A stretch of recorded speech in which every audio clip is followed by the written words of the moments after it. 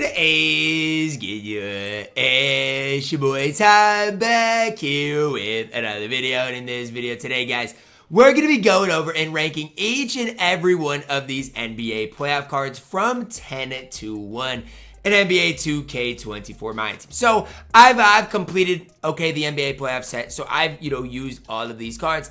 And I feel like it's important for me to tell you guys after using them how good each card is. Because yesterday when I did my breakdown video, I was really high on Tyrese Haliburton and check out the gameplay of him. But after using him, I no longer think he is the best player in this set, in this drop. So we're going to be ranking them from 10 to 1. And I hope you guys do enjoy and find this video informational. Is this set worth grinding? I think it really comes down to if my number 1 on this list helps your squad or not. Let's start off at number 10. And this guy stinks. Okay, TJ McConnell. He's kind of a bum in my team. And I knew it yesterday when I did my breakdown video that TJ McConnell wouldn't be very great. And I think that was putting it too lightly. Like, TJ McConnell really is not good in my team. And I hope you guys know and realize that. And can he play? Yeah. I mean, I'm not saying like he's a total scrub. I mean, decent speed, decent 3-ball release on quick. But when you're looking at all 10 of these cards, he is by far the worst. And honestly, there are budget point guards, not even free point guards, budget point guards for like 5,000 MT or less that I would rather have than a TJ McConnell. At my number 9, Maxi Kleber. I feel like TJ McConnell and Maxi Kleber are two cards from that set that I think are borderline unusable. I mean, those are two cards that I think when you're looking at this whole NBA playoff set, I think we got a lot of solid cards.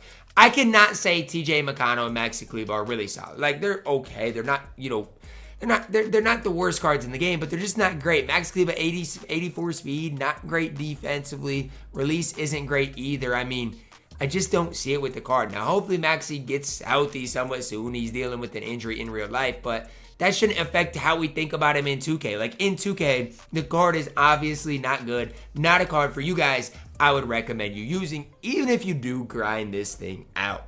At my number 8, we've got Tyrese Maxey. Now, I know Tyrese Maxey is a dark matter, so I know you guys might be somewhat intrigued about this card.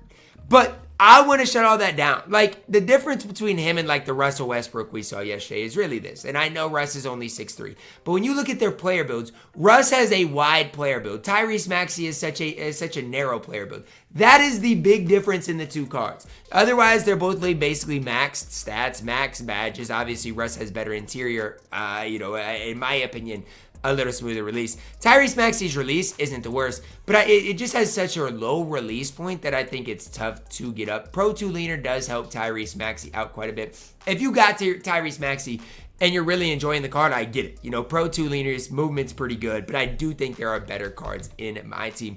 And honestly, I think Galaxy Opal Jalen Brunson is better than Tyrese Maxey. You look at the card, both the cards are going to be really solid. Stat-wise, badge-wise, okay. Big difference for me, Jalen Brunson's catch-and-shoot release is better. Maxey has a better leaner. So I think it's really split down the middle, whether I like Jalen Brunson more, whether I like Tyrese Maxey more. The thing for me is this.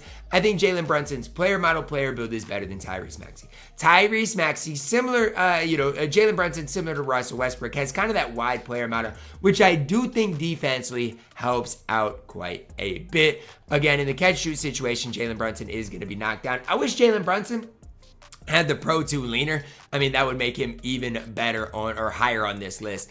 But when it comes down to it, I do think Jalen Brunson has the slight edge over a guy like Tyrese Maxey. At my number 6, Galaxy Opal Aaron Gordon. Now, yesterday, I did a gameplay of Evan Mobley, and we saw Evan Mobley's release on slow.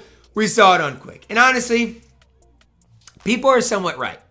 Releases on slow, if they're really bad, are still not going to be great on very quick. It's the same way with Evan Mobley as it is with Aaron Gordon. Aaron Gordon's release on very quick is okay. It's fine, but it's not great. And that's the big thing we saw even with Evan Mobley. I thought his new release would make him a lot better, and it made him a little better, but he's still not, he's still not to the elite level that I personally thought he had the chance to be.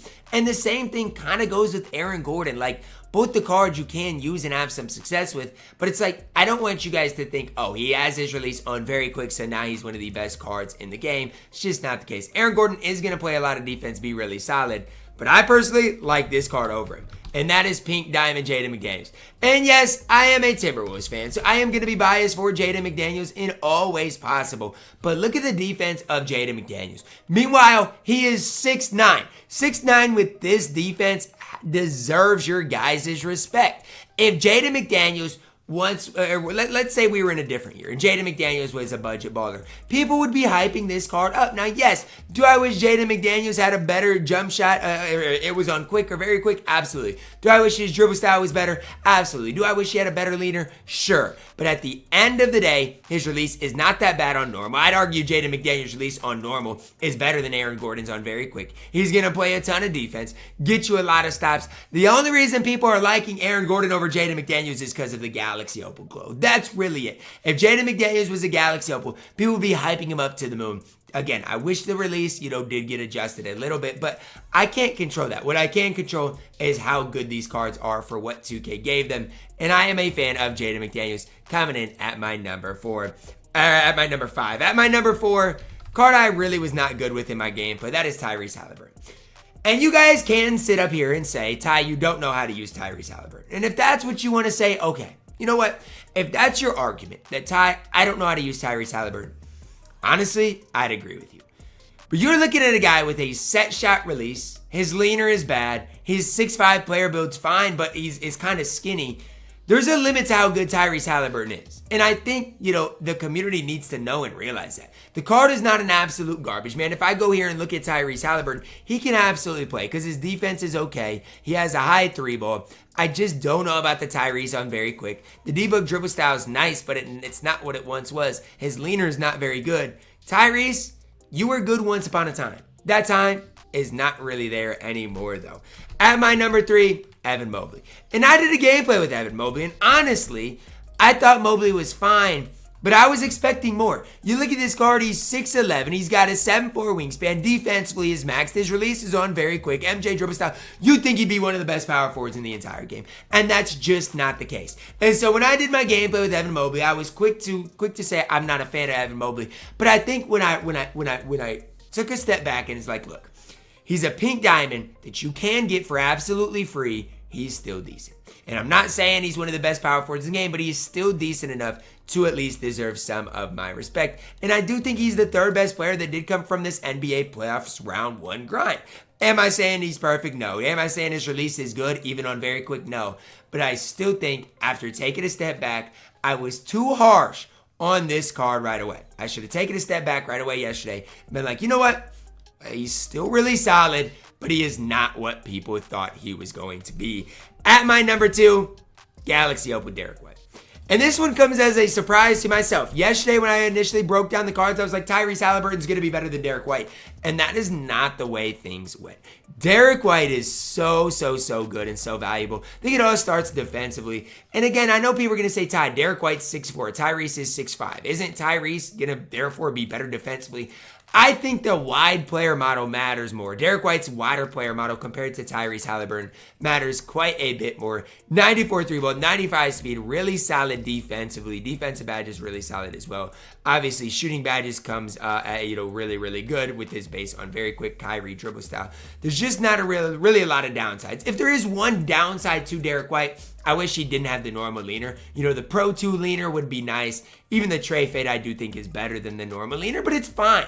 Like Derrick White at 6'4" is a guy, if you grind this out for my number 1, I think Derrick White's the point guard I'd run alongside him if your squad is not that great. Now, I'd still take guys like Clyde, still take guys like Russell Westbrook, I'd still take guys like Drew Holiday, probably over Derrick White. But when we're looking at this grind, I do think Derrick White's the 2nd best player. Coming in at my number 1. Super easy here. Cash Money Khris Middleton. The gap between Khris Middleton and my number 2 is so large. Khris Middleton can play at any level. He can play competitively. He can play as your best player in my team unlimited, and you could be just fine. Now, one thing I would tell you to be concerned of is his same side hesitation. It's just not great. But other than that, Khris Middleton's absolutely elite. MJ dribble style is fine. His release on very quick still isn't the quickest, but the Trey leaner, if you're good with it, helps out a ton. Again, I'm not even the best with the Trey leaner, but I'm willing to admit if you are good with it, it is a skill gap type of leaner. Again, 6'7", Khris Middleton's going to play great defense. Just going to hold it down for you on the court. A lot of people have been asking me, Ty, Is Khris Middleton worth the grind? My best advice to you is this. Think for yourself, okay? Watch my gameplay. Think for yourself. Think, is this card a card that fits my playstyle? Is this card a card that I think can improve my shooting guard position? That's going to be your best piece of advice. Because honestly, after Khris Middleton, there's not a whole lot of top-heavy talent here. Like, Derrick White's solid. He can hold it down to the point guard position. But there really isn't that much top-heavy talent. I think, obviously, Khris Middleton definitely is. But after that, it goes downhill in a hurry. So I was kind of overall kind of let down with these playoff cards. I thought, as far as depth, they would be a little bit better. There is a lot of depth. Jaden's fine, Mobley's fine. But as far as like cards that are top 50 cards in the game, you're probably looking at 1 out of the total 10 cards. So do think this set ultimately was a letdown. But these are your top 10 NBA playoff cards that did come out yesterday. Let me know your thoughts on this down below in the comments. Who is I too high on? Who am I too low on? Drop a like on the video, subscribe if you're new, and as always, man, I love you guys, and have a blessed day.